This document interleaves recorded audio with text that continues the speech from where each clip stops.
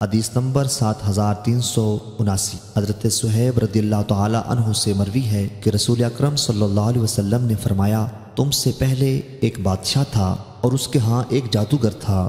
جب وہ بڑی عمر کو پہنچا تو اس نے بادشاہ سے کہا، میں بڑا ہو گیا ہوں، میرے پاس کسی غلام کو بھیجو جس کو میں جادو سکھاؤں۔ پس بادشاہ نے اس کے پاس ایک غلام بھیجا تاکہ وہ اس کو سکھائے۔ اس کے راستے میں ایک راہب تھا، وہ اس کے پاس بیٹھا اور اسے اس کا کلام اچھا لگا۔ پھر وہ جب بھی جادوگر کے پاس آتا راہب کے پاس بیٹھ جاتا۔ جب جادوگر کے پاس آتا تو وہ اسے مارتا۔ اس نے اس بات کی راہب سے شکایت کی۔ اس نے کہا، جب تجھے جادوگر کا خوف ہو تو یوں کہہ دینا، میرے گھر والوں نے مجھے روک لیا تھا، اور جب گھر والوں کا ڈر ہو تو کہنا، مجھے جادوگر نے روک لیا تھا۔ اسی دوران وہ آیا تو ایک بڑے جانور نے لوگوں کو روک رکھا تھا۔ اس نے کہا، آج دیکھوں گا کہ جادوگر افضل ہے یا راہب۔ پس اس نے پتھر اٹھایا اور کہا، یا اللہ، اگر راہب کا معاملہ تجھے جادوگر کے معاملے سے زیادہ پسند ہے تو اس جانور کو ہلاک کر دے حتیٰ کہ لوگ یہاں سے گزر جائیں۔ پس اس نے اس کی طرف پتھر وغیرہ پھینکا اور اسے ہلاک کر دیا، اور لوگ وہاں سے گزر گئے۔ جب راہب کے پاس آیا تو اس نے اس کو واقعہ بتایا۔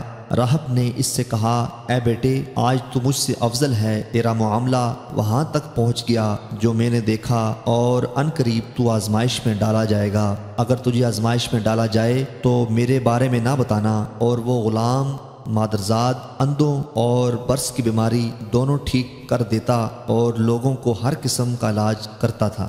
بادشاہ کے ہم نشین نے جو اندھا ہو گیا اس کے بارے میں سنا تو بہت سے طائف لے کر آیا اور کہا، اگر تم نے مجھے شفا دے دی تو میں یہ سب چیزیں تجھے دے دوں گا۔ اس نے کہا، میں کسی کو شفا نہیں دیتا، شفا اللہ تعالیٰ دیتا ہے۔ اگر تو اللہ تعالیٰ پر ایمان لائے اور اس سے دعا مانگے تو وہ تجھے شفا دے گا۔ پس وہ اللہ تعالیٰ پر ایمان لایا تو اللہ تعالیٰ نے اسے شفا عطا فرما دی۔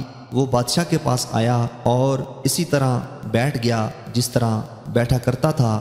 بادشاہ نے پوچھا، تیری بینائی کس نے تیری طرف لوٹا دی؟ اس نے کہا، میرے رب نے۔ اس نے پوچھا، میرے علاوہ بھی تیرا کوئی رب ہے؟ اس نے کہا، میرا اور تیرا رب اللہ ہے۔ پس اس نے اس کو پکڑا اور مسلسل سزا دیتا رہا تاکہ اس نے غلام کے بارے میں بتا دیا۔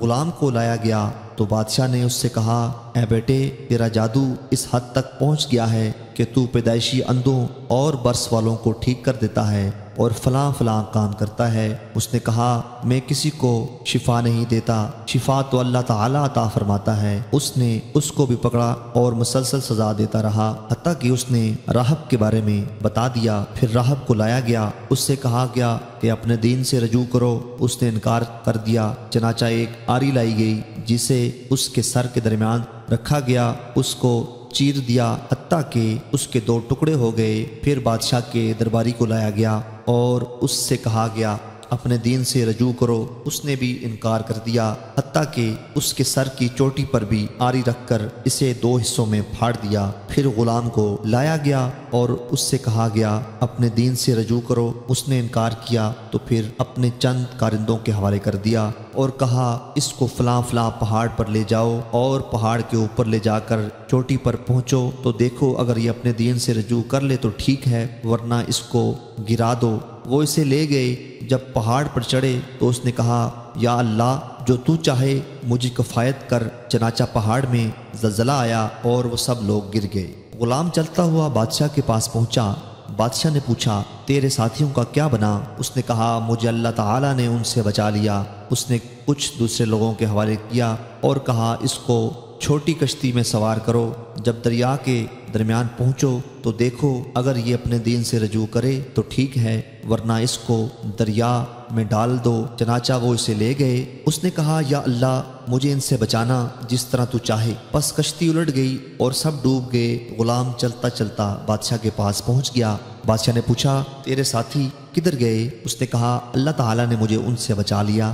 پھر اس نے بادشاہ سے کہا، تو مجھے قتل نہیں کر سکتا جب تک میری بات نہ مانے۔ اس نے کہا، وہ کیا؟ اس نے کہا، لوگوں کو ایک جگہ جمع کر اور مجھے کسی شاخ کی سولی پر چڑھا دے، پھر ترکش میں سے ایک تیر لے اور اس کو کمان کے درمیان میں رکھ، اور یوں کہہ کہ اللہ کے نام سے جو غلام کا رب ہے پھر اس نے اس پر تیر پھینکا، تیر اس کی کنپٹی پر لگا، اس نے کنپٹی پر تیر لگنے کی جگہ پر ہاتھ رکھا اور انتقال کر گیا۔ لوگوں نے کہا ہم غلام کے رب پر ایمان لائے، ہم غلام کے رب پر ایمان لائے۔ بادشاہ کو بتایا گیا وہی بات ہوئی جس کا تجھے ڈر تھا، اللہ کی قسم جس چیز سے تو ڈرتا تھا وہ واقعی ہو گئی۔ لوگ ایمان لے آئے۔ اس نے حکم دیا کہ راستے کے شروع میں بڑی بڑی خندقیں کھود دو۔